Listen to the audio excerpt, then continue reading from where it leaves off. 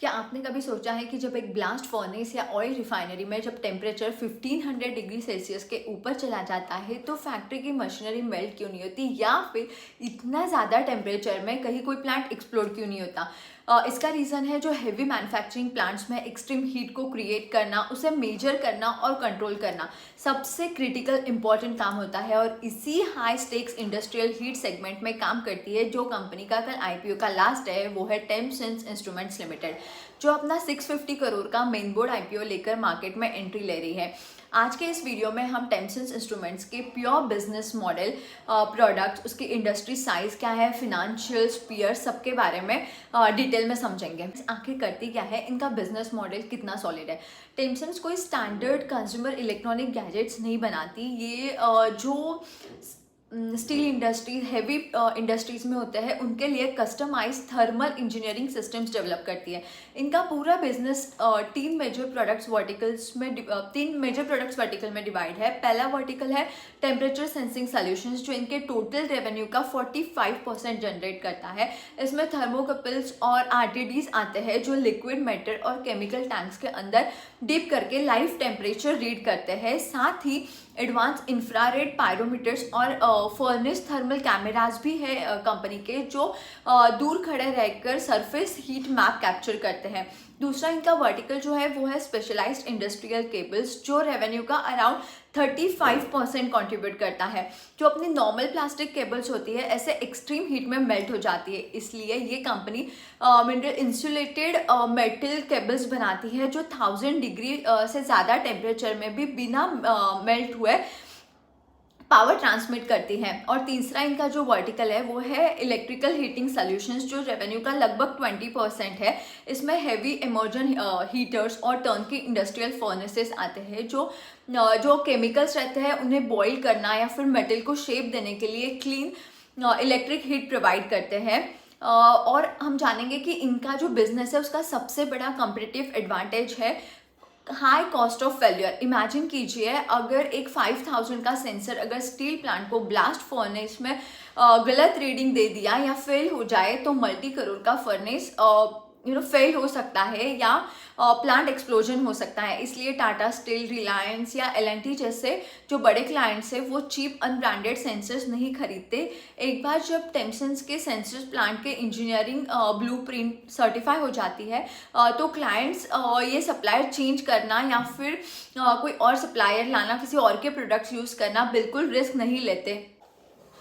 अब आते हैं कंपनी के इंडस्ट्री ओवरव्यू पर, जिसमें ये कंपनी वर्क कर रही है। इंडिया का टेम्परेचर सेंसर मार्केट लगभग 1880 करोड़ का है, जो रफली एक्सपेक्टेड है 7 to 8% CAGR पे ग्रो करेगा। यहाँ आपका सवाल हो सकता है कि इंडस्ट्री ग्रोथ इतनी मॉडेस्ट क्यों है। इसका रीज़न सिंपल है, industrial thermal solutions heavy manufacturing capex है, जैसे स्टील, सीमेंट और पेट्रोकेमिकल्स पर डिपेंड करते हैं।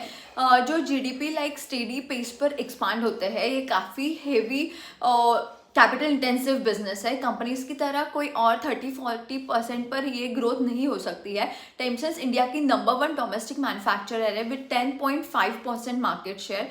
और इनका जो advance non contact thermal imaging space है, तो ये इंडिया की वहाँ सिर्फ सोल मैन्युफैक्चरर है with over 21% market share. Industry का future growth clean electric heating adoption और make in India import substitution से ड्रिवन है, जहां जो डोमेस्टिक कंपनीज है वो यूरोपियन या फिर जो ग्लोबल कंपनीज है उनसे इंपोर्ट करने की जगह टेमसेंस के लोकल सर्टिफाइड प्रोडक्ट्स अब रिप्लेस कर रहे हैं। अच्छा परफॉर्मेंस है। इंडस्ट्री की जो 7-8% ग्रोथ है, कंपनी का रेवेन्यू काफ़ी अच्छा बढ़ा है। अराउंड 27% की रेवेन्यू ग्रोथ हुई है to ₹445 crore in 2026। Solid compound annual growth rate है। इसका रीज़न है इनका फास्ट ग्रोइंग एक्सपोर्ट बिजनेस, जो ग्लोबली 80 से ज़्यादा कंट्रीज़ में है। 47% CAGR से बढ़ रहा है। कंपनी का एबिटा FY24 में 58 करोड़ था, वो FY26 में बढ़कर 103 करोड़ हो गया है। एबिटा मार्जिन कंसिस्टेंटली 23% से ऊपर सस्टेन हो रहे हैं। इनका net profit that is profit after tax है वो 41 करोड़ से बढ़कर 71 करोड़ हो चुका है विथ 16% पैट मार्जिन। सबसे इंप्रेसिव बात यह है कि इनकी बैलेंस शीट पर टोटल बोरोइंग सिर्फ 5.5 करोड़ है against net worth of rupees 480 crore, जिसका मतलब company virtually debt free operate करती है और कंपनी का डेट फ्री होना ये सबसे बड़ा प्लस पॉइंट है। थोड़ा वैल्यूएशन भी देख लेते हैं कंपैरिजन पर। इनके वैल्यूएशन के मुताबिक अगर देखेंगे तो एक सिंगल लिस्टेड कंपनी है, एप्पल टू एप्पल बेसिस पे कंपैरिजन नहीं हो सकता।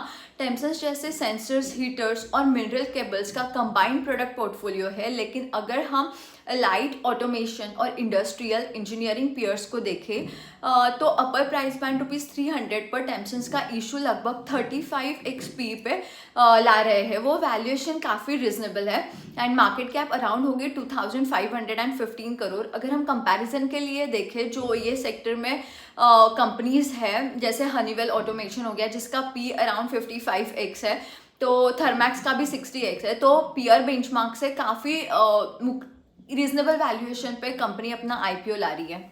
कंपनी के रिस्क फैक्टर के बारे में भी हम लोग थोड़ा जान लेते हैं। टेम्सन के केस में पहला बड़ा रिस्क है कि इनका जो आईपीओ स्ट्रक्चर है टोटल 650 करोड़ का इशू है, उसमें से लगभग 85% मतलब 555 करोड़ ओएफएस है, जो पैसा कंपनी के पास नहीं आएगा, जो सेलिंग शेयर होल्डर है उनके पास जाएगा और कंपनी सिर्फ 95 करोड़ का फ्रेश कैपिटल कंपनी के ग्रोथ में लगेगा। दूसरा रिस्क है वर्किंग कैपिटल साइकिल, जो 152 डेज से बढ़कर अभी हो गया है 210 डेज, क्योंकि ग्लोबली 15 मैन्युफैक्चरिंग फैसिलिटीज़ में इन्वेंट्री मेंटेन करनी पड़ती है और इंडस्ट्रियल क्लाइंट्स का पेमेंट साइकिल लंबा होता है, ये कैपिटल इंटेंसिव बिजनेस की वजह से। तीसरा रिस्क है रॉ मटेरियल वोलेटिलिटी, प्लैटिनम, निकल, अलॉयज और कॉपर के प्राइस स्विंग्स इनके वजह से ग्रॉस मार्जिन को शॉर्ट टर्म में इम्पैक्ट कर सकते हैं। वैल्यूएशन फेवरेबल है, टाइट रिटेल फ्लोट के चलते ये एक हाई प्रोबेबिलिटी कैंडिडेट लग रहा है। लॉन्ग टर्म इन्वेस्टर्स के लिए कंपनी के 23% plus EBITDA margin, zero debt balance sheet और make in India import substitution के सॉलिड टेलविंड्स इसे एक फंडामेंटल कंपाउंडर बनाते हैं। बस पोस्ट लिस्टिंग इनकी वर्किंग कैपिटल साइकिल और ओएफएस यूटिलाइजेशन मॉनिटर रखना ज़रूरी होगा।